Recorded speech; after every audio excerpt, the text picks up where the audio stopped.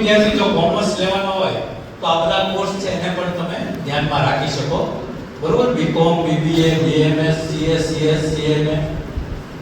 પણ આપણે એવું છે કે જે બીકોમ, બીબીએ, બીસીએ પછી ઇન્ટિગ્રેટેડ કોઈને કોર્સ કરવો હોય, એમએસસી આઈટી અથવા તો બીઆરએસ નો કોર્સ કરવો હોય, તો આ બધા કોર્સમાં એડમિશન માટે તમારે જીકાસ પોર્ટલ છે, ગુજરાત કોમન એડમિશન પોર્ટલ, બરોબર? એના ઉપરથી રજીસ્ટ્રેશન કરવાનું આવશે. એટલે આ ખાસ ધ્યાનમાં રાખજો. જેટલી પણ ગ્રાન્ટેડ કોલેજ છે, સરકારી કોલેજ, એમાં જો એડમિશન લેવું હોય તો જીકાસ પોર્ટલ મારફતથી જ જવું પડશે. ડાયરેક્ટ કોઈ તમને એડમિશન નહીં આપે.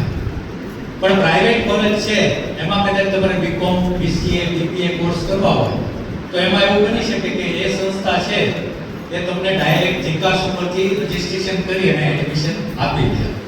પણ ગ્રાન્ટેડમાં જવું હોય તો એવી જાહેરાતની વાત ન જોતા કે ભાવનગરમાં એમજે કોલેજ છે એમાં મારે બીકોમ કરવું છે તો એની જ્યારે જાહેરાત આવે ત્યારે હું ફોર્મ ભરી શકું, બરોબર? રિઝલ્ટ પછી જીકાસની અંદર રજીસ્ટ્રેશન છે એ શરૂ થઈ જાય. આ જીકાસ પોર્ટલને ખાસ ધ્યાનમાં રાખજો, કારણ કે વિદ્યાર્થીને આ બધી ખબર હોતી નથી અને એ લોકો જ્યારે ન્યૂઝપેપરમાં જાહેરાતની રાહ જોઈ બેઠા હોય કે જાહેરાત આવે ત્યારે કોલેજનું ફોર્મ ભરીને એડમિશન લઈશ. પણ આખા ગુજરાતની જેટલી પણ યુનિવર્સિટી છે, ભાવનગર હોય, ગુજરાત હોય, એમએસ યુનિવર્સિટી હોય, દક્ષિણ ગુજરાત યુનિવર્સિટી હોય, આ દરેક યુનિવર્સિટીનું ફોર્મ તમારે જીકાસ મારફતથી ભરવું પડશે, બરોબર? કોઈ કોલેજ તમારો ડાયરેક્ટ હાથ નહીં પકડે.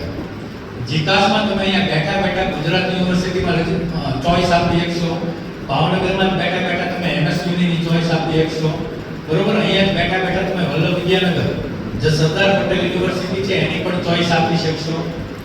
એટલે જીકાસ પોર્ટલ મારફતથી જ બધું થશે. આમાંથી કોઈ વિદ્યાર્થીને એમ સપનું હોય કે મારે અમદાવાદમાં જઈ અને સારી કોલેજ છે એમાં બીસીએ કરવું અથવા તો બીબીએ નો કોર્સ કરવો, બરોબર? તો એનું તમારે ચોઈસ ફિલિંગ પણ તમે અહીંયા બેઠા બેઠા જીકાસ મારફતથી જ કરી શકો. પણ કોઈ પ્રાઇવેટ કોલેજ હોય તો તમે ડાયરેક્ટ કોન્ટેક્ટ કરી શકો. એ તમને એક થોડી ફેસિલિટી રીતની પૂરી પાડે કે તમારા મારફતે લોકો રજીસ્ટ્રેશન કરી દે ને એડમિશન તમને આપે. તો આ પણ એક ખાસ ધ્યાનમાં રાખજો. અને સીએ